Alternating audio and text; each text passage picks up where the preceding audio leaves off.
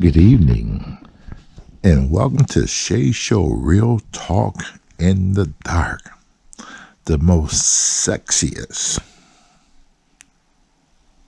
real talk you gonna ever get on the internet.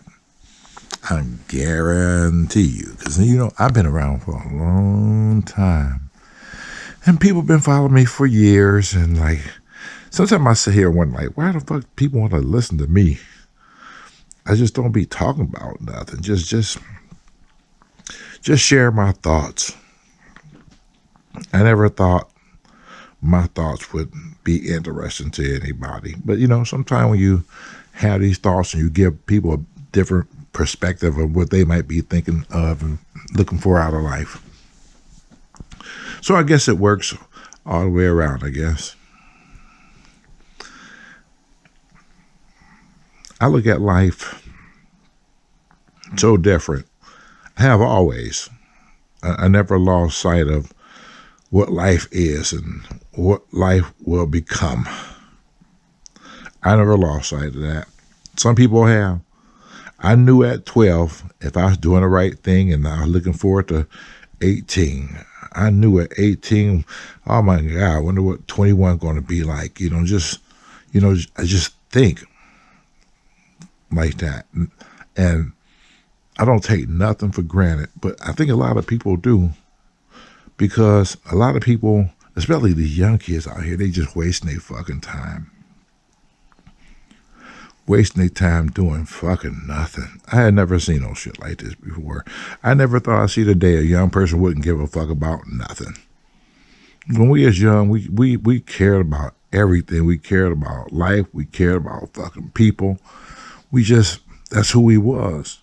But this other generation just came up out of the fucking blue, just like, ooh.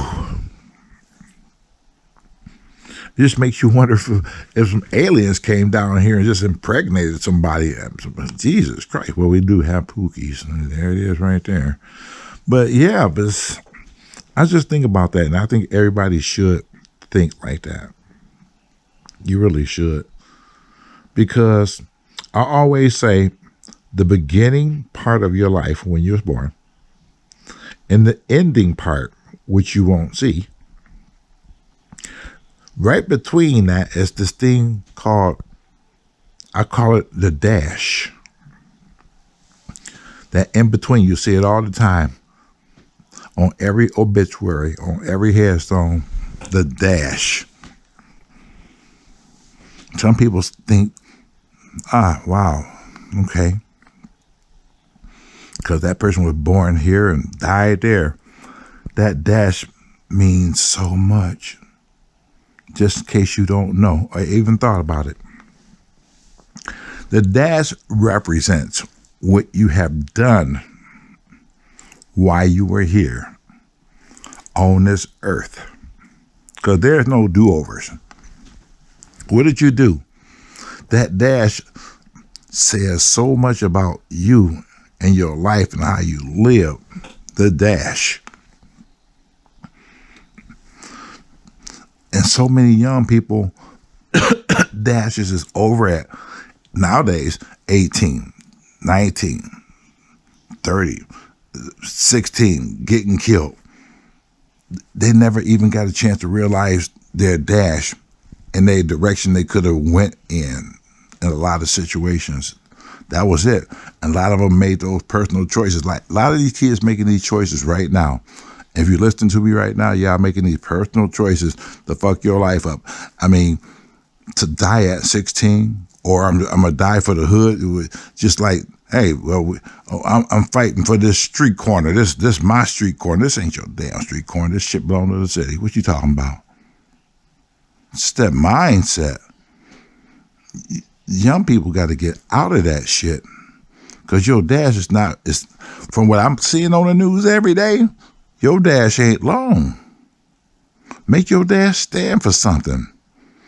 Other than somebody pouring some fucking beer on your fucking coffin like this is for my homie. You can't drink that shit. What's that all about? I never understood that shit. But I mean, it's just, Is that what you want your dash to fucking represent? That's what it's going to be. If you don't want nothing more out of life, and you don't see yourself doing nothing, then step out of everybody else's way so we can have a chance. Or that other young person who really want to do something, who might be listening to this and say, yeah, fuck, I want more out of my shit. You know, I want my dash to continue, man. Maybe I can do great things too. And that's how young people need to be thinking. And just get out of this. I see you guys out in the fucking rut. You are. And I feel bad for you. Because some of you trying to get out of the rut and don't know how to get out of it. Some of you come from single parent homes. Ain't no fucking father there to help you pull through the rut and weather you through them tough fucking storms. What a fucking real man supposed to do with his kids.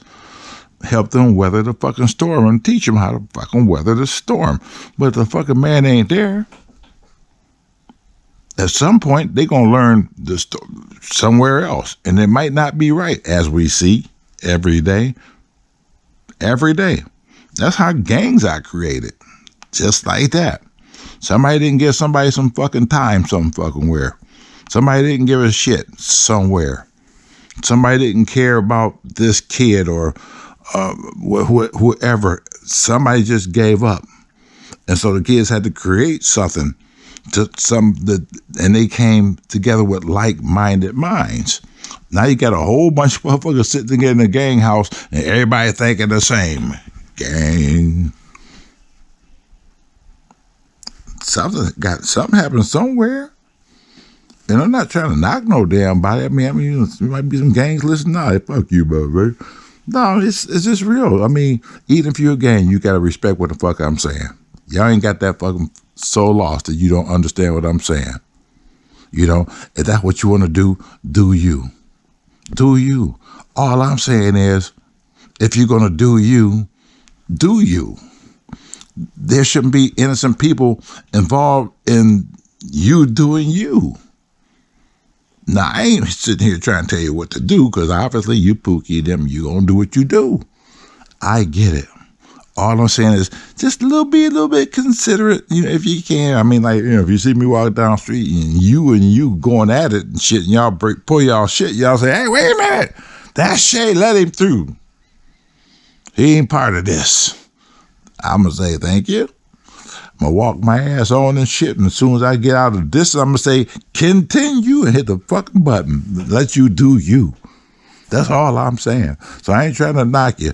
And it's unfortunate that a lot of young folks now are growing up like that.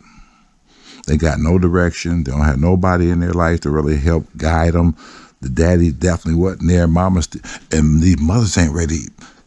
These young girls ain't ready to be no damn mothers. They're not. I see it every fucking day. They're not ready to be fucking mothers. And it's the saddest shit to see a 15 and a 16-year-old pushing fucking baby carriages. Just, and being pregnant. That young girl in my earlier videos, 11 years old, she was fucking pregnant. She had a fucking baby. She's working at Wendy's now. I think that baby like 8 or 9 years old now. And her mother had her when she's fucking going on 12 years old. That's crazy. To me, everybody got a chance to learn and do differently. You don't have to always fucking follow the leader. Just because somebody get in a fight somewhere down the street and say, hey, come on here, Pookie, help me fight Man. Fuck for what? Man ain't did shit to me. You got to think like that. You got to have that mentality. Just like you. Sometimes you just have to be strong. It don't make you weak, or no. Who gives a shit about how somebody look at you, or say, "Oh yeah, so and so ain't shit. He ain't did this. Nah, don't let me be shit." Period. Don't get sucked into that. I'm telling you right now, do not get sucked into somebody trying to talk you into something. And if you decide not to do it, then you're going to feel bad because they're going to feel some type of way about some shit they want to fucking do. That don't make no damn sense. Makes no sense whatsoever. Use common sense and no, dog, I ain't doing that. I grew up with a lot of motherfuckers who did all types of shit. Trust me, all types of shit. And I watched that shit. But by me being more strong-minded, I said, no, I'm not going to be part of that. Even though I grew up with these people, even though the people I call my fucking friends, I'm not going to get sucked into that fucking value. I'm just not going to do it. They're just going to have to talk shit about me or respect me. It's going to be either or. But I don't care if they think some type of way of me, and some of them did, because I didn't try certain things growing up as a teenager. I didn't do certain things as a teenager. I just didn't do certain things. I had a friend. Here's a perfect example. I got a friend I grew up with from childhood. I mean, 6, 7, 8 years old. We ate at each other's house and spent the night at each other's house. And we had some earlier pictures when we were 7, 8 years old at my mother's table. She would feed us lunch. We would be playing outside, and she'd call us all in, and him too, for lunch. And we sit there at the table and have some cookies and sandwiches, and some pop right there. But as time went by, that person started to change. And it wasn't a good change. And I noticed that. Well, actually, my mother noticed it around 12, 13 years old. And I used to talk to her about this way before she passed away. And he started changing. But by us growing up with this guy and being friends, that's all we ever known him as, our friend who sat here and ate sandwiches with us at the table and spent the night and all that type of shit. But at some point she seen something. She said, I don't want you playing with him no more. And we were like, why? Man, they're like, why? That's a friend. She said, no, he's changing. He's starting to get bad. I don't want y'all around him no more. You can't play with him no more. And we were so mad. And at some point, when he would try to come play with us and stuff, and we kind of like ignore him and just kind of like go off somewhere else, and we can't talk right now. He noticed that, and that made him mad, of course, because he's like, wow, damn, I thought y'all was my fucking friends and shit. So our relationship changed because Mom said, stay the fuck away from him. And we did, But what happened was he still took on a life of his own, even though we weren't part of that anymore. He created a new set of friends, a different reality, and as time went by, he's got into a lot of trouble. And to make a long story short, right now, that person that I grew up with, was my friend, spent the night at each other's house, sitting at the table eating sandwiches, everything, friend, is now doing something like 300 years. That's the charges. I mean, when you read the charges off, well, I knew what it was anyway when he was sentenced, but yeah. Like it adds up to about 300 years. Yeah. And let me see. The years came up to like 300 years. And then a couple charges said life, which was like, what the fuck? That's add insult to fucking injury. You just told him up he got 300 years and shit. Why are you going to turn around and say life? That would have fucked me up mentally right there. Like, wow, I would have lost it. Shit, you just told me fucking 300 years. Then look at life for this charge, 50 years for this charge. Oh, 2 years for the gun charge. Oh, I'm sorry. That redaction there. The 2 years is served already. Okay. You got 2 years out the way. Now you got, let me see. You got life, and 300. That equals never, goddammit.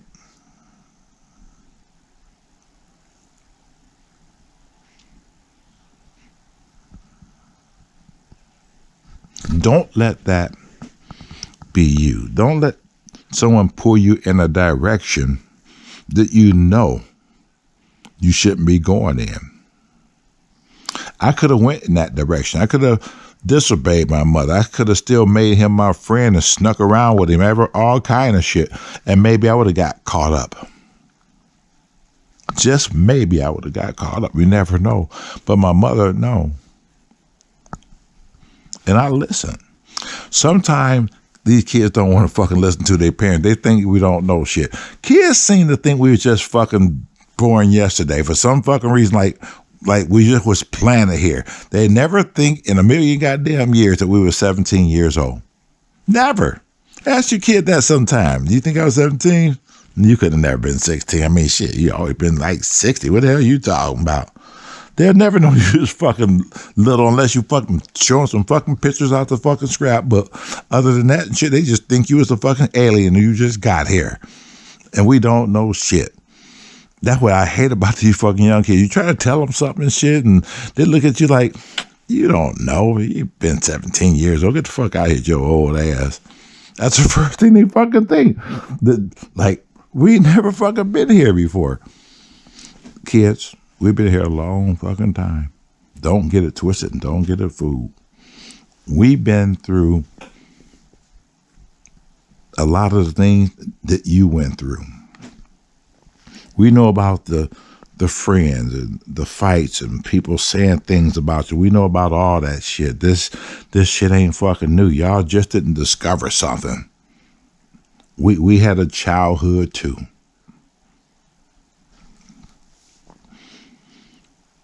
So if you're one of those kids who just think your parents never fucking was 17, think again. Think again. You know, and I would think back to my friend. I mean, I think the first time I've noticed something that he did that before my mother told us this, you know, and I used my head quickly. It was wintertime. And if you're walking down, if you live in Detroit, there's a street called Cortland. Y'all know what Soul on the Roll is? On that corner of Cortland and Livernois? Okay. Now I can give you better visual. Right across the street, there's a hair salon. I showed it in some of my videos. Well, that used to be Ray's Shoulders Market. It was a black-owned market in the neighborhood. Everything is fucking black-owned back then. You know, and Ray's Shoulders, that was our little grocery market in the neighborhood. And you'll walk in there and shit, and he has some things on shelves, some shit he didn't have. He might have had a couple boxes of fucking cereal. But in the back, at the top, he had a hole cut out of the ceiling. Way in the back, it was a shotgun pointed at whomever was at the register. Right there. He had it rigged. If somebody was getting ready to rob him, he can pull a trigger from where he was and shoot you right in the fucking head. It was the funniest shit. Didn't nobody do nothing when it came in the Ray's Shoulders because we already knew. First thing when I walked to that motherfucker, the first thing I looked at, I seen that damn gun still pointed right in that fucking direction. Shit. I'm not trying to steal nothing no damn way, but I thought it was fucking funny. But anyway, it was like wintertime. In this corner house, this very corner house on the corner of Livernois and Stopel, which is no longer there, it was a really nice house. I was a paper boy, and it's an old white couple who lived in there at the time. And when I used to collect my money, she was in the corner playing a harp, a beautiful harp. I never forget it. And she said, "You like that?" I said, "Yes, ma'am." And I came in for a few minutes and I listened to her play the harp as I collected my paper route money. And then I would leave. But anyway, it was a beautiful house on the corner. And they had these well-trimmed bushes all the way down to the side, fucking manicured. It looked beautiful, beautiful. And so I'm going to Ray's Shoulders Market to get something. And it was cold. And out of the blue, I heard this voice out of the bush say, "Hey, Shea. Shea." I turn around, I'm looking and shit. I said, "What the fuck? Bush is talking and shit?" I said, "Who is that?" He said, "Me." He said his name. I ain't gonna say his name. He said his name. I went back and looked through the bushes. I said, what the fuck you doing back there? He said, it's this guy. He went in Ray Shoulders Market. He said, I'm waiting for him to come out. I said, he did something to you? You know him? He said, no, I don't know him. I said, what the fuck you waiting for him for? He said, I'm going to rob him. I said, you going to fucking rob him? He said, you want to come on? I said, hell no. Rob no damn body. What the fuck you, man, what's wrong with you, man? He said, man, I'm going to rob him. I said, man, that's crazy, man. I wouldn't do no shit like that, man. Leave that shit alone, bro. What's wrong with you? Oh, man, just go about your business. I said, all right. I knew then. So I walked across to the store, and I seen the guy in the store. He's paying for his shit. I told him straight the fuck up. I said, excuse me. I said, I just noticed you came from across Cortland, down Cortland. He said, yeah. I said, don't go back that way. He said, why? I said, it's a guy in the bush. I said, it's a boy in the bush around there said he's going to rob you when you walk by. He said, are you serious? I said, yes. When you walk out, just go to the, I said, you stay where? Santa Rosa, Soap or somewhere, Monica? He said, yeah. I said, just when you can walk out the store, I said, just go ahead and go to the right and just go back down to Fullerton and take Fullerton back down to Monica or Stope or whatever street. I think it was Santa Rosa or Monica. I said, wherever street you stay on, just go that way. I said, don't go back across the street because that guy waiting for you to rob you. He said, thank you. So, of course, I stayed in the store for a minute like I was still looking for something. Gave him a chance to walk out and go the other way. And so I eventually came out and I walked back across the street. And the first thing that motherfucker said to me, he said, you told that motherfucker, didn't you? I said, I ain't told nobody shit. What the fuck is you talking about? That's up to you. Maybe the motherfucker decided to go somewhere else, man. I ain't paid that shit no mind, man. You need to go, man, you need to go home, man. Damn, what's fucking wrong with you? And I kept on walking. At that point, walking. So at some point, yeah. When mom stepped in, she seen some shit that we didn't obviously see. And kids, believe me, sometimes you think your parents are trying to pick your fucking friends. They're not trying to pick your friends. They're not. They love you. They truly, truly love you.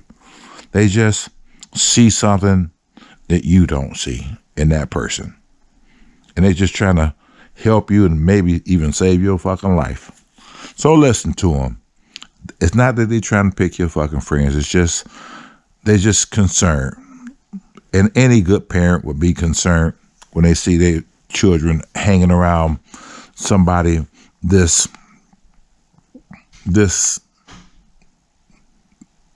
messed up, that has a problem, just going in a different direction. Be thankful, because when you get older like me, you appreciate your parents a lot more and what they did to get you to this point in life. That's all part of your whole fucking dash. Just doing positive shit, trying to stay on track, stay out of everybody's fucking way, do what you have to do for you, not for others. Not have somebody tell you to do something and you don't do it and they got a problem or attitude with you because you wouldn't do something that was fucking wrong in the first place. Use common sense. Use common sense.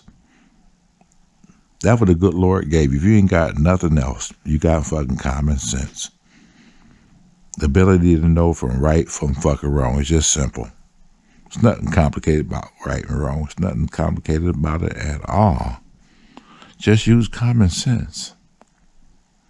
You'd be surprised how far you will go in life and the things you'll know and the things you'll learn when you just learn common sense. I got a hat that's coming. And it's going to be, I ordered them already. I'm just waiting for them. It's going to be that Trump red hat. It's going to be a red hat, and it's going to be embroidered. It's going to say, make common sense common again. Then on the back, it's going to have the Shea show with a logo saying Motor City, Detroit. So, yeah. Y'all get ready to order those at the Shea Show at gmail.com. That's THESHEASHOW at gmail.com and say, hey, Shea, I want like 5 of those Make Common Sense Common Again hats for me and my family. And it's not going to be a fitted hat. So, because everybody got these big old watermelon heads and small heads and shit. So, you'll be able to adjust this hat to any size you want it. Whether you got that big old lemon head, or you just like my tenant. I got a tenant. I swear to God. This guy is like walking Beetle. He pulled up the other day to fucking pay his fucking rent and shit. I told her, I said, hey, I'm Beetlejuice. Oh, my God. Just with glasses. With glasses on top. These glasses are so fucking thick. Oh my fucking God! If the sun was behind this motherfucker on a good day, he'd burn some shit up. I mean, man, you can't stand in front of his ass, man. Them the magnifying glasses he got on, shit. I told Daryl, I said, I don't see how this motherfucker see. Damn, he came out and said, hey, Mr. Woods, hey, man, you all right? He said, yeah, man, I'm good, man, I'm good. And I said, he's looking at me. I thought he was looking at me because the glass is so fucking thick. His eyeballs look like they're going to the right, I think, a little bit. So you have to kind of like, I don't know, maybe I had to step to the side to see if he actually looking at me over that way. I mean, his eyes is fucked up. And I said, I'm all right here, man. He said, I see you. I said, you do? And I said, what side am I on? You know, just like, he said, what you talking about? I said, the first time I said something to him, I said, can you see out of those things? I mean, can you really see out of those, man? He said, yeah, man. He said, my eyesight real good. I said, shit.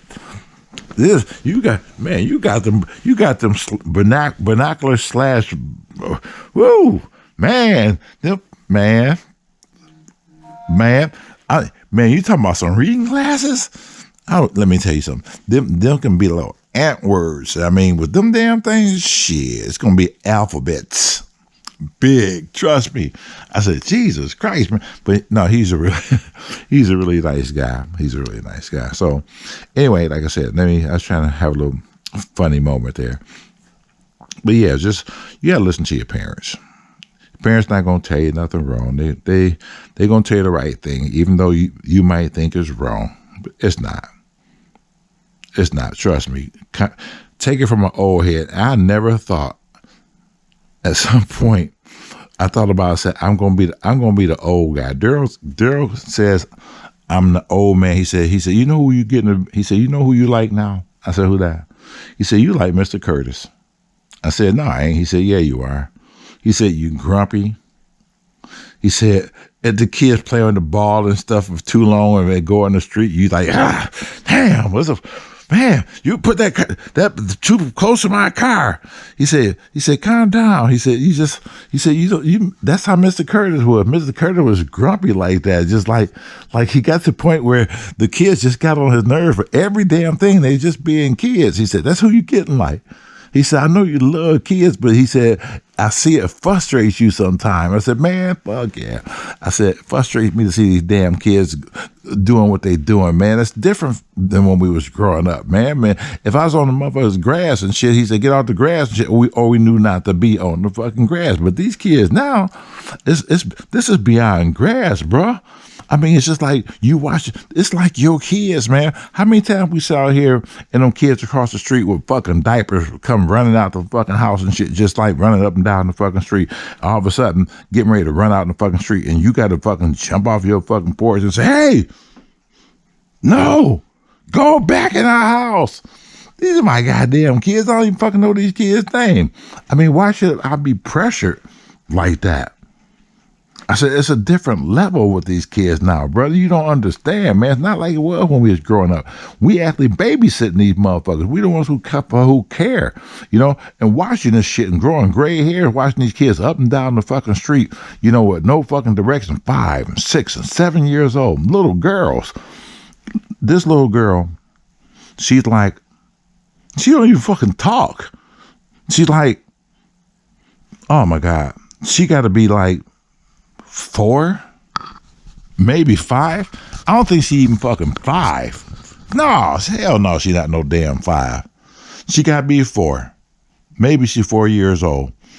And when she come out, she got no shoes on. She got no shirt on half the damn time. Or if it is, it's dirty. And there she goes. She takes off. And she just goes. She know the fucking neighborhood. She go, I watch her. Sometimes I'll be sitting on the porch taking a break out of my office and I watch her. And she'll run all the way down to the fucking corner. All the way to the fucking corner. And that's like 1, 2, 3, 4. That's like 8, 9 houses. All the way to the fucking corner. 8 or 9 houses to the corner. And be down there. Because there's more kids down on that fucking end. So she'll go down there and play with them just like that. And there'd be nobody all outside. No adult whatsoever within a mile. The door is fucking closed. And I said, oh my fucking God. Oh my God. And then I watched this kid. Now I feel obligated now because I'm sitting on the porch. I'm looking at this shit. I said, I got to go down there and herd her back down here or something because she too far away from home and somebody can pick her up off the corner and put her in the car and just keep fucking going.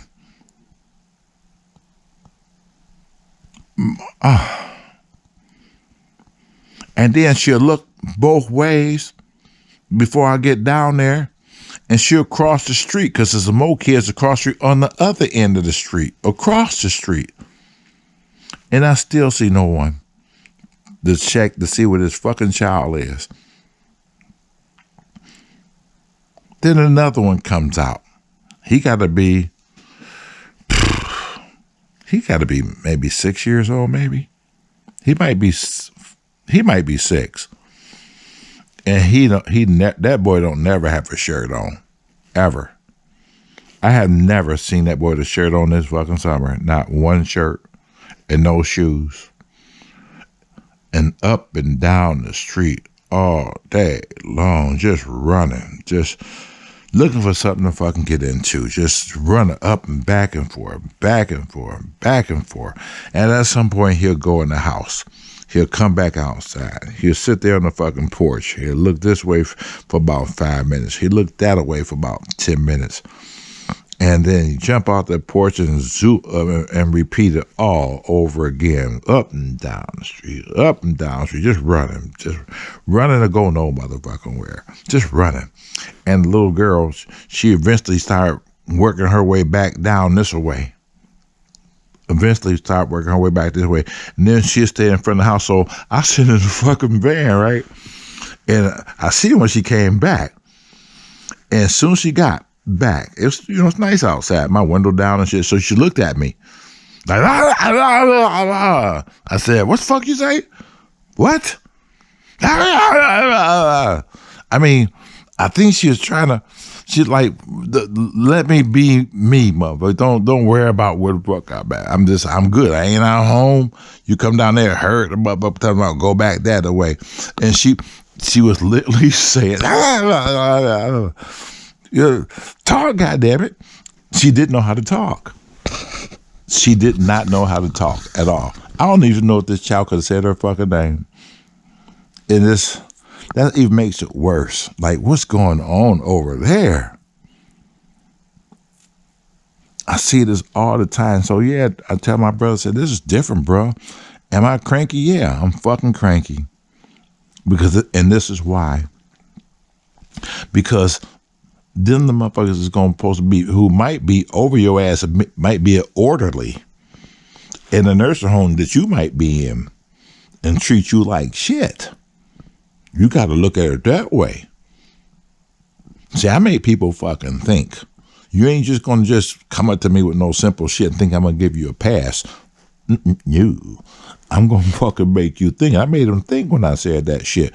Yeah, one of these kids out here that you say they just fucking kids, and they tyrants. The fucking kids. They on another level. Do you remember walking down the street at 4 years old on a fucking corner playing? Ever? You did our mother do that? Shit. Hell no. They called us the sundown supper kids when we was growing up. We like 12 years old, 13, somewhere around there.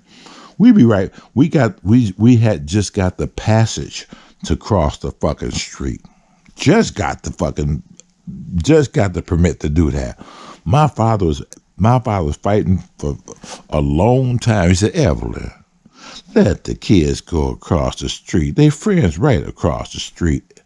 She said, no, fuck that. I want them on this side. They can't go across the street. He looked at us and said, I'll try. What else the fuck are you going to say? But at that age, my mom was like, man, she was on us. And when we was able to cross the street, my friend George Thomas, let me see, it was me, George, Kevin, Vincent, Gino. I ain't seen Gino in years, and Vincent is an attorney, and I think George he worked at some plant, and Kevin is just being Kevin. He always been fucking cool, and he's my Facebook friend, Kevin Ransom. So we was all sitting on the fucking porch, and it's getting dusk. You know, back then we didn't have crime like that shit. It was like family shit like that back then, and so we knew what time the street light was coming on, and my mother told us, you better be here before the street lights catch you. I mean, the street lights don't mean shit now. To a kid now, street light is a fucking light. It means nothing more than there's a fucking light, and half the time it's fucking out. But don't let that street light catch you. And they knew when we're sitting down there, they knew our mother was really funny like that. And they would like start teasing us like, yeah, y'all the sundown supper kids, me and Daryl. Y'all got to go home. No, we ain't got to go no goddamn way. What you talking about? They said, you know, your mama said don't let that street light catch you. I said, I ain't worried about that, man. I told y'all in another video, my mother was a super snoot. She was up there on the porch, like 9-10 houses away with binoculars trying to see what the fuck we was doing. We wasn't doing nothing but just sitting on George's porch. But we had that shit timed down, looking at Daryl. He looking at me like, yeah, you know what? Fuck, we need to get the fuck up out of here and shit. But we need to save face with these guys first. Let them know, like, no, we run this shit, you know. But at the same time, like, no, fuck that. Mama don't play and shit. We'll get the fuck out of here. So we had to find that balance of not looking like shit and not being scared of shit at the same time. But being scared of my mother kind of worked out, you know, the scales tipped a little bit more that way. So as soon as our street lights back in the day used to flutter before some of them do it now. No, they got that new shit now. But back then, the lights, when they got ready to come on, you'll see them flutter. And that was the fluorescent from the dusk to dawn was trying to make the lights activate. And we had that fucking flutter down to a fucking T. Like, when we seen that shit flutter, I told Daryl, like, yeah, that motherfucker like flutter. We get the fuck out of here. Hey, man, fuck you, motherfucker, man. We getting ready to get out of here, man. Shit, we got to get up in the morning. Y'all mad at that shit. Nah, man. Y'all mama finna call y'all. Ain't about that, bro. Y'all ain't talking about shit, man. Come on, Daryl. Let's get the fuck out of here. And then we started walking away and shit. And then we started we had to start walking, like, cool first, right? Really cool. Like, yeah. yeah, right on. See you tomorrow, man. Yeah, man, all right. But soon as we, like, got past Mr. Thomas' house right next door, we started breaking out to a little bitty stride. By the time we got to Miss Moore's house, we was in, like, go. We was like in full fucking, like fucking Jesse Owens and shit. And by the time we made it to the porch, I swear to God, by the time we made it to the porch, we looked back and that fluorescent started blinking and like the light was like, boom, almost had you motherfuckers. But we would beat that light every fucking time. But like I said, but now, that light don't mean nothing to these kids now. Nothing. Just like Damn, why I got some light and shit? Cause we trying to pull this fucking robbery and shit. We don't want nobody to see us. See, the light meant something differently then than it does now. The light back then simply meant respect. That's what the street light meant back then. Respect. And the light now means fuck you. I don't give a shit who you are. I'm going to do what I want to do when I want to fucking do it. At any given time when I want to do it. That's what the light today means. We have to find a way to change that. We have to find a way to change the mindset of the kids nowadays. Because a lot of times I do these real talks, I be talking about this about any fucking thing. But when y'all hear me go on this tangent with kids and about kids, I just think that's a little bit more important because the kids are the fucking future. One of these motherfuckers might be the orderly in a fucking nursing home for you one day and just beat you up. Because that's what they learned when they was growing up, just to beat people up because they had no fucking direction. That's why you see in the news about an orderly or a nurse's aide beat a patient. Who beats up a fucking 100-year-old person and be upset with a fucking 90-something-year-old person who peeing on himself, who can't even control his bladder? Who beats up and takes advantage of people like that? I'm going to tell you who. The kids from the beginning, the ones who run around the street, got no supervision, nobody watching over them. The boy that just runs up and down the street all day long with no shirt, no fucking shoes, he's your orderly. He's making $6.50 an hour. You think he give a fuck about you? Absolutely not. Because of where he came from. Why would he care? Nobody cared then. So why should he care now? Got y'all to thinking, huh? You see, these real talks are just what they are. Real talks. And whenever I feel like I want to say something, I'll grab a camera and I'll just start talking and say, well, maybe somebody gonna listen, maybe somebody won't, but I don't give a shit. One way or the other, to be totally honest with you, because this is like therapy to me. So if somebody listen to me, don't get me wrong. I mean, I love the fact that people listen and some people like it. But you got some people who come in like, who the fuck this guy? What are you talking about? This shit was so boring. Then I'm talking to you. Because this is all about me just sharing my life and who I am as a person and just being honest with my thoughts. I just happen to be somebody who just happens to care about life. I just happen to be the person who cares about people. That's a lost art. To care about some fucking body is a lost art. And that's a shame that to care about somebody got to be a fucking lost art. Now that's crazy. All right, listen. I am getting ready to cut this down and short because I think I said pretty much what I want to say. Somebody gonna say, no, Shea, don't go nowhere. Keep talking, motherfucker. Keep talking. Oh my God, please keep talking. I just want to just hear you. Like my friend Pam, she says, oh, Shea, when you say you got the shower the other day and laid across the bed, I was getting hot and bothered. I was getting hot and bothered too. And Barbara Alexander. Who can forget my friend Barbara Alexander? Now, I know Barbara just, everybody say, Shea, everybody know Barbara loves you. Barbara Alexander been loving me for a long time. Tell the truth and shame the devil. And my buddy Frank, oh my God. Frank in Ohio. He says, you're my big brother, Shea. And he lives in Ohio, right? But his job sends him down here sometime because they needed a supervisor down here who quit or lost his job, whatever happened. And so they sent him down here for like 2 days out of the week, maybe 3 days to Ohio.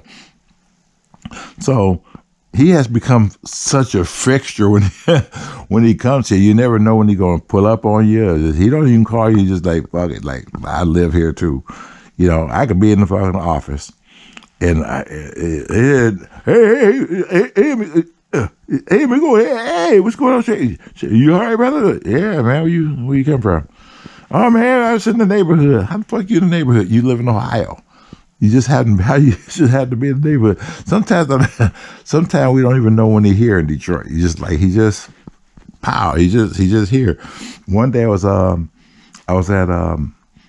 the fire damage house when we was doing. My guy was doing work over there, and it was like 4:00, 4:30 in the evening, and I was getting ready to leave, and I was talking to the girl who lives, Denise, my friend, who lives. She doesn't live there. She owns the house, and it was a fire damage because the old man who was like in his 80s passed away in a fire upstairs in this house, and so it's beautiful now. The house is really fucking beautiful. So I was sitting here talking to her, and then all of a sudden, out of the fucking blue, like a police car, white car pulls up, you know, just and like facing us, and you know, she said, you know who that is? Who is that? Who is that? That ain't the police, is it? I said, no. I said, oh, he jumped out. He said, hey. I said, it's Frank. She said, who the hell is Frank? Then I told her, I said, Frank is someone who followed me on YouTube for a long time and became a really big Shea Show fan, and now I'm his big brother, and you just like, you just feel at home. She said, oh, okay, you knew he's coming? I said, nah, you never know when Frank coming. He just come. So Frank is a really big Shea Show fan too, and got a whole bunch of you Shea Show fans out there. I really appreciate you. And Barbara, hello, how are you? Erica, how are you? I already spoke to Pam, so let me see who else. I'm gonna give out a shout out to Lori, even though she don't listen to my real talk. She know I do them, but who knows? One day she might come around here and say, "Hey, Shea gave me a shout out," So yeah. Oh, can't forget about Carrie and Arthur, who's back in Detroit, who's moved back. Well, they was actually in Detroit first, and then they moved to Florida and stayed there for some time. And at some point, they didn't like it, and she said, "Shea, we coming back home. We just miss home." So they back here, back in Detroit. And Tanya in St. Louis, she's something else. Tanya in St. Louis is another Shea Show fan who actually came down. I think I met her back in 2018. She was watching the Shea Show videos, and of course my number been on the internet for like a million years, and she just called me out of the blue like most people do. And she said, "This Shea?" I said, "Yeah, who is this?" And she said, "I can't believe I'm talking to you." I said, "Yeah, I get that part, but who is this?" And she's like, "This is Tanya in St. Louis." I said, "Oh, everything okay, Tanya in St. Louis?" She said, "Oh, I'm a Shea Show fan." I said, "Oh," so that changed things. I didn't know who the fuck she was, right? So she was like, I'm a big Shea Show fan, and I've been watching you for a long time. I'm on lunch break, and I just wanted. She was straight up and direct. I mean, straight up and direct. I said, "I want to ask you a question." She said, "Yeah, go ahead." Remember, she just called me for the first fucking time ever, and I never even heard from her. This is my first time I talked to her. She said, "Listen, I got a vacation coming up, and I want to come down there and hang out." I said, "I beg your pardon?" See, that's what I didn't really realize what, the Shea Show thing was, when people want to really come down here and hang out and meet me, right? And I said, "Well, why you want to do that?" And she said, "You seem like a real cool guy, and I've been watching your videos. I just want to come up there on my vacation and see what this is all about, because this is so interesting. So if you don't mind," I like, "What the fuck? All right, doing it. Yeah, I could have been a fucking mass murder, anything. Yes, come on. I've been waiting for you." But people just trust me like that, right? So I said, yeah, you can come down and shit. So she made her vacation time, and she came down. She stayed, where the fuck she stayed? She stayed at the Comfort Inn. She got a room at the Comfort Inn while she was down here. So, yeah, she was a ball of fucking energy. That girl, oh my God. She just, and talk and talk and talk. Oh my God. Talk and talk. Like, what the fuck? I said, I asked her one day, I said, you know how to fucking, are you breathing? She said, what you talking about? I said, God damn, girl. You just, man, you can talk. You can talk. And so she real hyper too. And so she said, what are we going to do? And blah, blah. I said, well, listen, you get up at 9 o'clock in the morning. I'm going to be here at the hotel to pick you up at 9 o'clock in the morning. You want to get the Shea Show experience. I mean, you got to get up early. She said, okay, I'll be up early and stuff. Should I wear work clothes? I said, wear something that you don't mind getting dirty. How about that? If you don't mind getting fucking dirty, fucking wear it. She said, oh, okay. So we picked her up at like 9 o'clock in the morning and, had her in a lot of videos walking through houses and stuff. She was really loving that shit. But she was so hyper and so hyper. So we just thought towards the end of the day that, she's getting tired, right?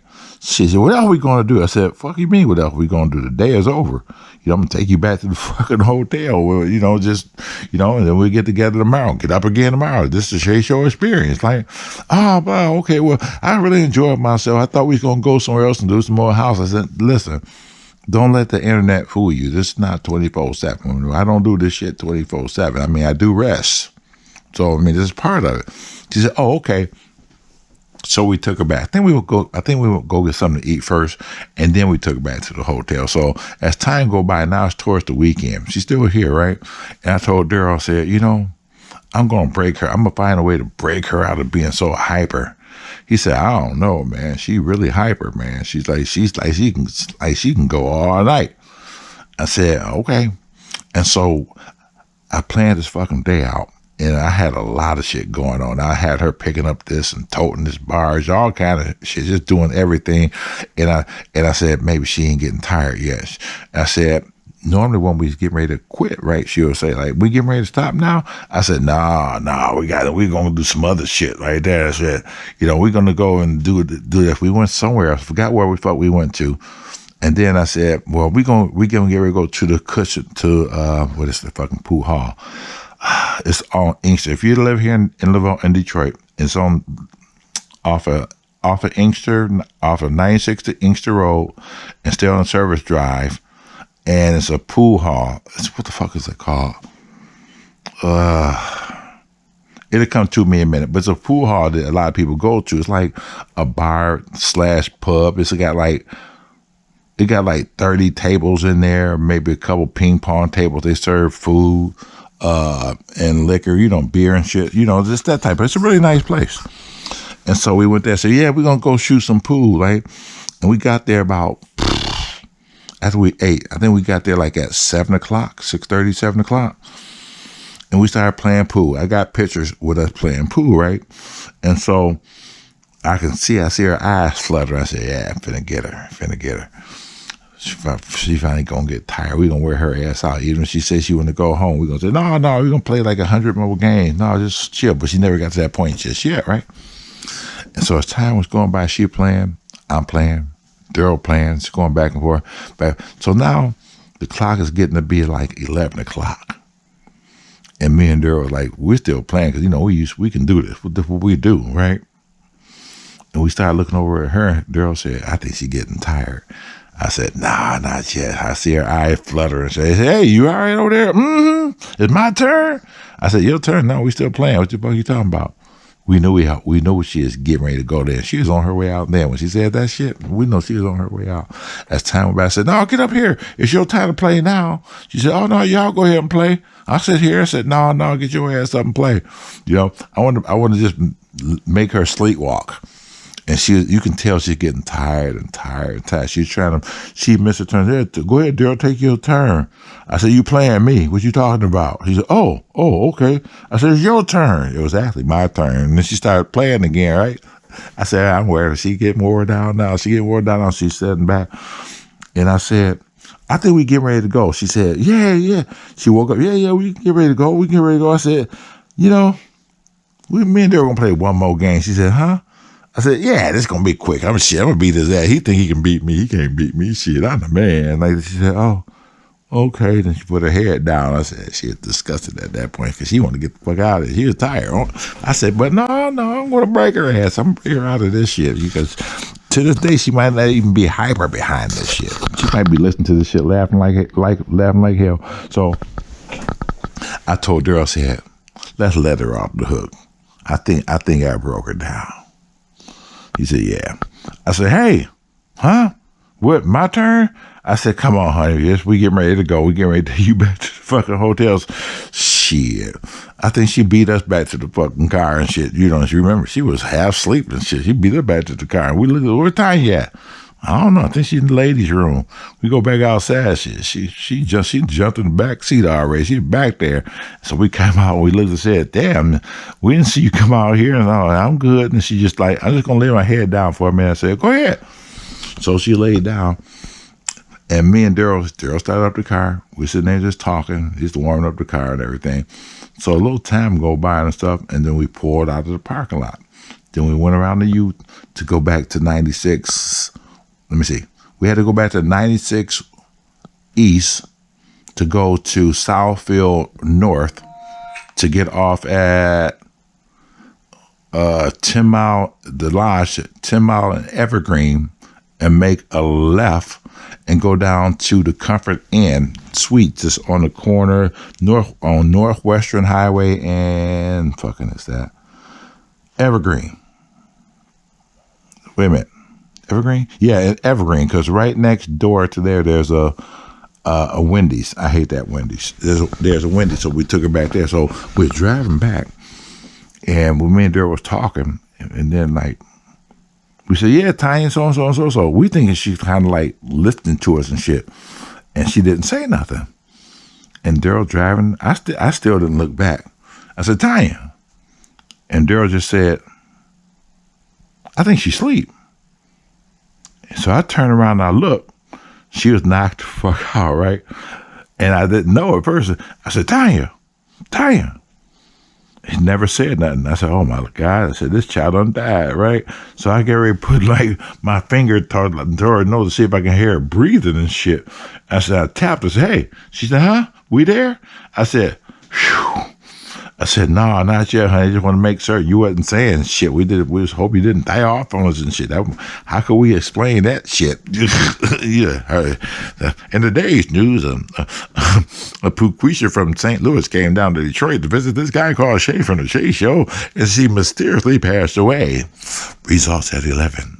Still an ongoing investigation. Fuck that shit.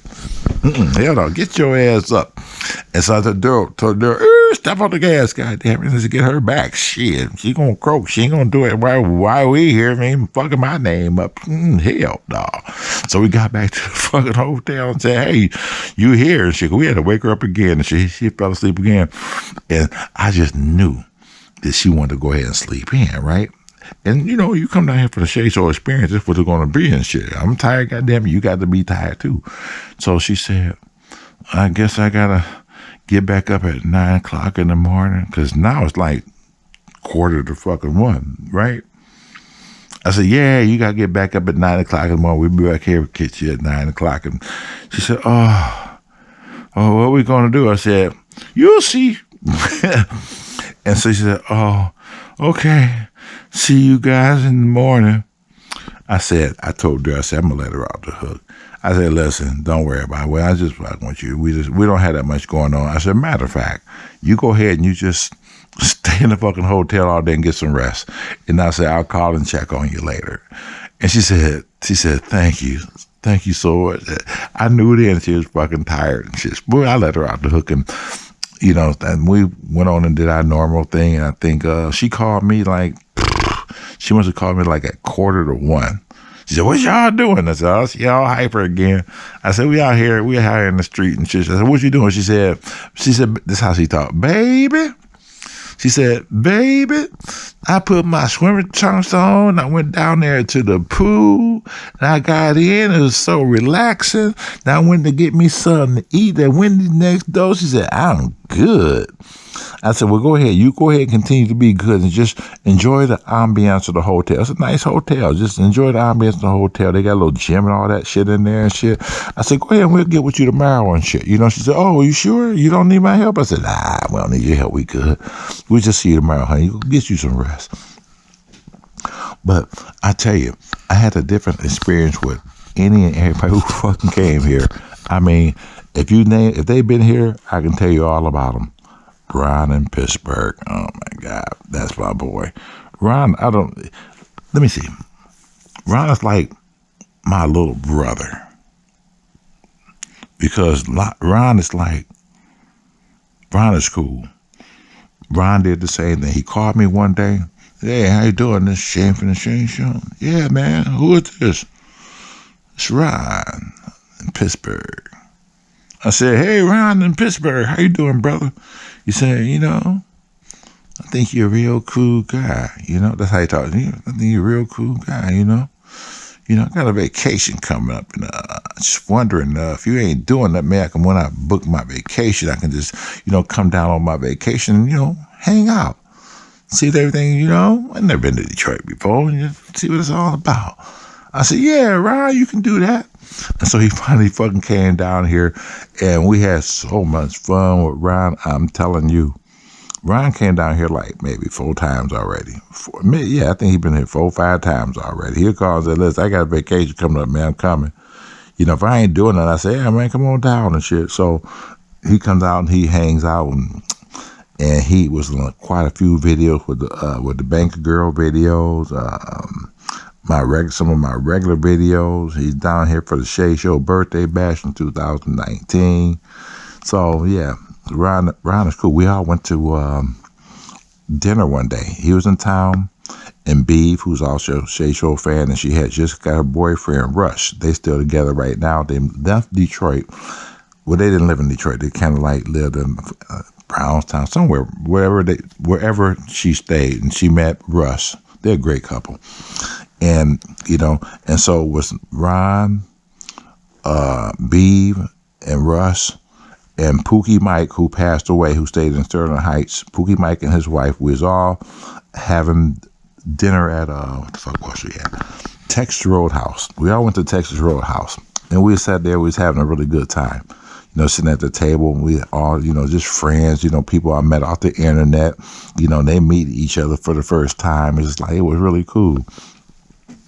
And Ron is just like so cool. I said, let me see if I can do something here. You know, let me make his stay memorable, right? And so I got to go to the bathroom purposely. There at Texas Roadhouse, if you say it's your fucking birthday, you know, they'll have an army of motherfuckers come out clapping, sound like fucking Nazis and shit, right? They all coming and shit, you know, and the fucking building's fucking shaking, and they'll come to you talking about and saying who you are and say happy birthday to you, yee-haw, and all this shit, right? So I said, So the place was crowded that fucking night. So when I went way in the back, I seen a waitress. I said, hey. She said, excuse me? I said, I'm at that table over there, way in the corner where they show them people down there and up there. She said, yeah. The guy in the corner, it's his birthday. She said, oh, really? She got all excited and shit. I said, yeah. He's not from here, you know. It'd be nice to get him a yeehaw fucking welcome, you know. She said, yeah, we can do that. I said, okay, cool. And so I'm walking back to the table, and Ron looked at me a certain way. He said, everything okay? I said, yeah. He said, I seen you walk talking to the waitress. I said, I told her to bring me some fucking ketchup and shit. We didn't have enough ketchup over the fucking table and shit. Oh, okay. So I'm sitting there. We all sitting there kicking and chilling, crowded place, and all of a sudden you hear there come Nazis and shit, like doosh, doosh, doosh. It got heavier and heavier and shit. Like, I think the fucking cook stopped fucking cooking. He joined the fucking line too, right? And they started coming back towards our way. And everybody looked like, Ron was like confused, like, what the fuck is going on? And by the time you can really think about what's going on, they're standing right over his ass. And he looked at me, he said, you got me. I knew you was up to something when you were down there talking to that lady. I knew you was up to something. Okay, oh well.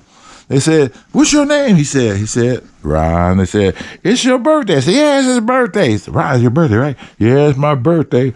He said, well, thank you, Ron, for coming down to the so-and-so. We going to give you a big old yeehaw. And then like a chorus of motherfuckers say, yeah, hope. Well, if you go to this place, everybody fucking know that's what you're supposed to do. It's like you got 1,000 motherfuckers in here saying, everybody's saying, yeehaw. And then they all go back to wherever they doing, and the cook go back and commence the fucking cooking. And Ron just had this face. We was all sitting at the table. We was laughing our ass off. Oh, I said, you'll never. I said, you'll never forget this day, will you, Ron? He said, I must admit, you got me. I didn't see that coming. He said, that's what makes you so cool. Cause you do shit like that. So I can go on and on and on about everybody who has come here and share my experience. But I'm going to say that for another time. I just wanted to come on and just talk about certain issues, talk about the kids, tell a few stories, and go left and go right as an author do. But the main thing is, as long as you guys enjoyed it. That's what means the most to me. Did you enjoy my conversation tonight on this Shea Show Real Talk? And yes, y'all, I did get up there and lather up in the shower. See, I got a shower in my room, right? I got 3 bathrooms here, right? So I got a shower in my room, right? So it's kind of cool when you got a fucking shower in your room. I mean, that's like cool, right? Ain't got to share with nobody. It's my personal shit. So I get in there and just like turn the water on. I try not to get my hair wet. Depending if I just got my hair done and shit, I put my little cap on and shit, cause I want to get my hair wet and shit. See, I pay a lot of money to keep my hair up. So, and take time and to get that steam going and shit. Next thing you know, your hair start coming out of places here because the steam got it going on. So you have to kind of time the time out when you're in there and shit. Then you get out and then you dry off and stuff and then lotion up. Listen, some men don't do it. I do it. Some men just take a shower and they just like get in the bed and call it a fucking day. Not me, baby. I takes me a shower. I dries off real good. I got different scented lotions. Sometimes it depends on. It might be that it's like a lime. It's not a lime. What is it? It's like a cucumber smell. It's a nice cucumber smell, and it helps your skin. So I make certain that I lotion up really, really, really, really, really, really good. Have to lotion up really good because when you lay down and shit, if you get a good scent of you and a good scent of yourself, and know that like, hey, I'm fucking clean. There's nothing like it. It's nothing like it. Some, if you guys don't do that shit, you ought to try that sometime. Surprise your lady. Surprise your lady. She'll be shocked to know that, damn, he must have been listening to Shea. Because he ain't never did no shit like that. Newsflash. Women like that shit. And just maybe, if you think she kind of like maybe be in some type of mood after you lotion down, and get that fucking high karate, that brute, whatever it is you fucking use, and don't just spray yourself down like you going out for the evening and shit, like, because that shit lingers like that. You get ready to go to bed. So you don't need all that shit. The lotion enough would do it.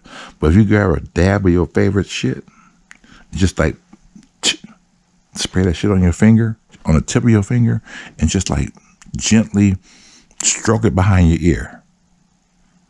Not too much, because you don't want to choke her ass. And do it again, and go to the other side, and just gently, like, whoosh, real quick. You might think it's not there, but it's there. Because a woman's senses are like delicate, baby. They can smell some shit when you can't. Trust me.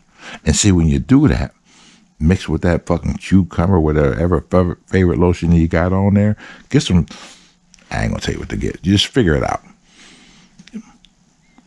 And then when you sit there and get the laying there with your lady and stuff, y'all looking at each other and shit, and she did the right thing. She jumped in the shower and she kind of like did the same thing too.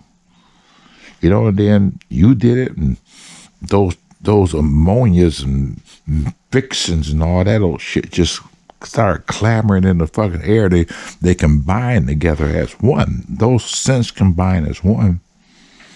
And the magic happened. That's when the fucking magic happened, boy. That's when the magic. Well, you know what? Let me stop right now. Because, see, I can go all the way there. I can go all the way there and teach a sermon and teach a class, a master class on this shit, on how a woman supposed to be treated. Ooh. Anyway, maybe I might say that shit for a book or something. I don't know. All right, but anyway, thank you guys for tuning in to Shea Show Real Talk, where talk is always real. The sexiest, hardest real talk on the internet. Tell all your friends. Check out Shea from the Shea Show. Also, my other channel where I deal with these investors from other countries who buy these houses here, and you just watch the shit that I go through, like evictions. We had eviction. I know earlier. I'm sorry, I'm getting off the track here. I know in my earlier videos I told you guys I had 2 evictions coming up. Well, fortunate for them, unlucky for you, because you guys like to see that type of shit. Well, I don't know. Fortunate for me that they end up moving out. They gave me the guy didn't give me a hard time. You would have think the guy would have gave me a fucking hard time, but these chicks, they gave me the hardest time. I did a video on how they left the apartment. You know, and they just thought I was wrong and shit. They called me everything out, but the child of fucking God to my face and from their car. When I was sitting there waiting for them to get the rest of their shit out of there, I mean, they tore the fucking place up. They tore that fucking place up. They lived like fucking animals in there, and they told me I was a fucking slumlord, and I created the problems in there. I created the problems in there. I didn't live in here with you motherfuckers. Look in that one room, them rooms. Kid was sleeping on dirty black mattresses on the fucking floor. The lady, her room, if you see the video, it was like 3 feet, maybe 4 feet of fucking clothes piled up all over around the fucking bed with trash and debris and a dirty mattress she was sleeping on. And I said in the video, I said, how the fuck did she walk across all this shit to get to the fucking bed? I never seen no shit like this for a woman. I mean, it was on another level. Just like, I see a lot of bad shit in these videos. I really do. But, you know, when it's a woman, you come into a place where a woman was and got put out, and you got a chance to see how she lived. And you know, like, who could have been messing with this chick? You know, and that's where you get your fucking pookies from, right there. Any man who would lay up with a woman like that, you gotta wonder about that man. What man in his right fucking mind would walk into a woman's house like that and want to sleep with her? I don't give a fuck what she looked like. If a house is a mess, her bedroom is atrocious, and you can still have the nerve to go in there and take your clothes off and jump in the bed with her, oh, that's a disaster waiting to happen. And that's where all the fucking pookies come from. Right there. Right there. And I don't even know if she even fucking had the manners. I know she had a couple kids, but at some point, you know, she must have just ran out of man, or just like, I don't know, because when we clean out the fucking house today, I took a guy by there today to give me a quote to paint the damn place. And there's so much fucking shit in there. Oh my God, there's so much shit in there. He said, damn, is she coming back to get her stuff? I said, she left already, bro. This is it. This is what she left. That she didn't need fucking more. He said, what? And so we walk around, he's just looking, he's trying to give an accurate quote, looking at the walls, the holes in the wall, and it needed paint and shit, doors hanging off and shit. He said, God damn. He said, if women who stayed in here? I said, yes. Yes. He said, they must didn't have no man. I said, why you say that? And right in the trash pile in the living room, in the dining room, is a big ass fucking dildo box. I said, God damn. I mean, this dildo box, looked at it, was like, it said 20 inches. 20, literally. He said, damn. He said, she's sticking all this shit up her shit. I said, you see the box, motherfucker? Just hope you just don't run into the damn thing. That sounds like a monster to me. So yeah, she didn't take that. She didn't make certain. She made certain she took that motherfucker with her. She left the box. She left the evidence, but she made shit. Yeah, Mr. Wood, he can see this. He can see this shit, but he ain't gonna get this. I don't know. I don't want it. She made sure she took that buffer. We didn't see that thing in sight. It was just the box, which kind of like blew my mind. I said, damn, she knew I was coming up in here and shit. Why she want me to see some shit like that? You know? But it kind of explained about who she was, what kind of person she was, and the way she left the fucking place. You know? And it happens. I'm saying all that to say that if you're going to watch the Shea Show, you'll see shit like that. The Shea Show Real Talk, what we're doing right now, you're just going to hear shit like this. So there's a difference. So my life is exciting both ways. It really is. And let me tell you real quickly before I get off. Now, the guy who's at my other place who we didn't have to really evict, I actually thought I was going to have a problem with him. I really, really, really did. I told Daryl, I said, we're going to have a problem with this motherfucker here. You know, but it was totally the opposite. He turned the key into Daryl. And Daryl said, hey, old boy moved out and shit. And I said, oh, okay. So we went down there. So I took the same guy down there to look at that place because I know it's going to probably need to be painted too.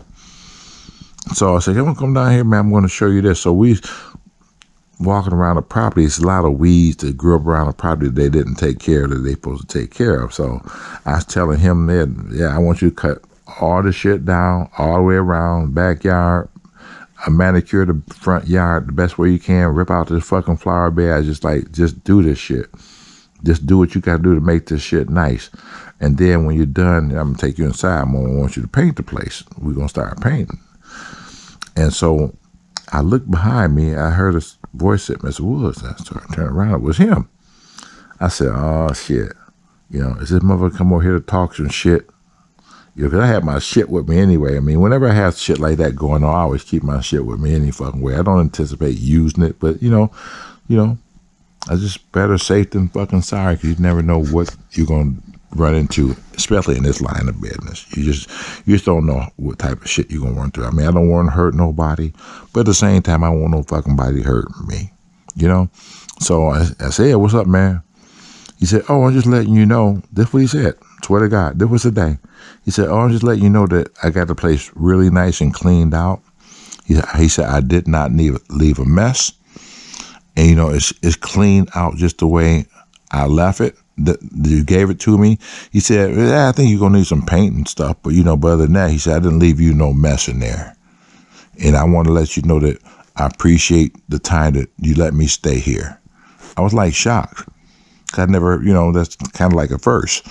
And I turned around as a man and said, hey, man, listen, I appreciate the time that you were here. Did you wear us here, brother? I call everybody brother. I said, what, brother? I said, and it's most unfortunate that, you know, that things had to happen this way. I said, you know, I think you're a really cool guy. You know, I just want you to understand that what I had to do was just business, you know, wasn't personal. He said, oh, man, he said, I'm not even tripping, man. He said, you did what you had to do. I understand you got a business to run. He said, I didn't fulfill my obligations and stuff, so I can't be mad at you. I just let you know that, you know, I left your place clean. I said, well, I appreciate that, man. I appreciate that. And then he shook my hand and he fucking walked off, and that was it. You know, so that was different. I mean, that's the way it's supposed to be. I mean, that man showed me nothing but fucking respect because I couldn't do nothing but in turn show him respect.